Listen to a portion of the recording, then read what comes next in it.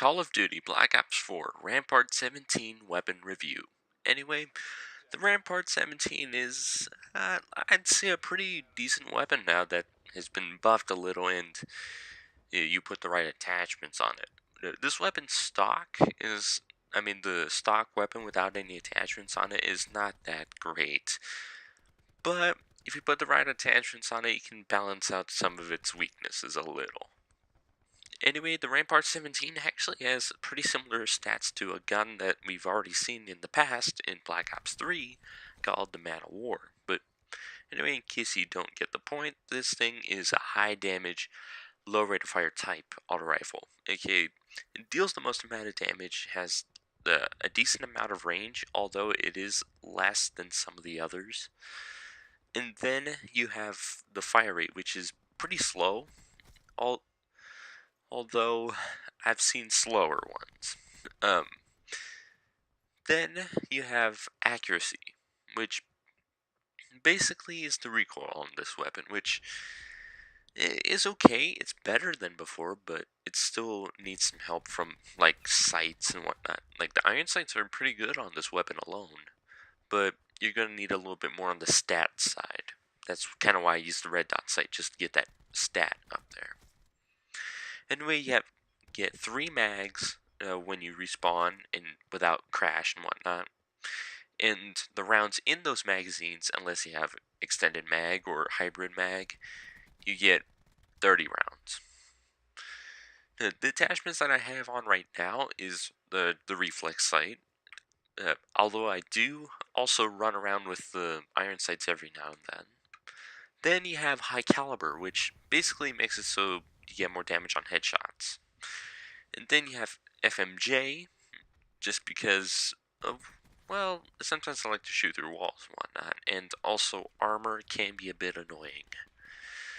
Then you have the grip, which I'd say really just helps out with the recoil, because, like I said, like, the pattern is okay, it's just the first 2 bullets. The first bullet is right dead on, right where you expect it to go, but the second one jumps pretty far away, so it can mess up your aim in that regard.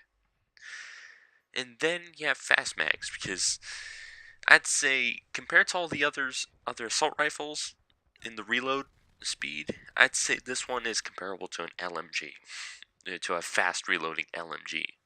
So that's why I put fast mags on here, so it can actually reload it more like an assault rifle. But then again, it still doesn't help the handling speed on this weapon, especially in Blackout.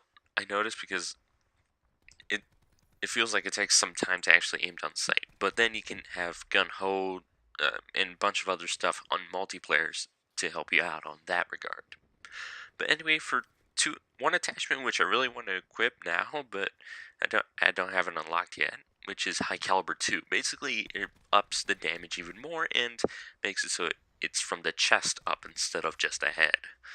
And then you have FMJ2, which I'd say is just more damage to score streaks and the ability to shoot through stuff, and as well as armor, which you already get from FMJ1, so I have a feeling I'll just go with high cal 2. Long barrel, I'm not sure if that's really needed all that much, other than it might be useful if you happen to run into this weapon in Blackout.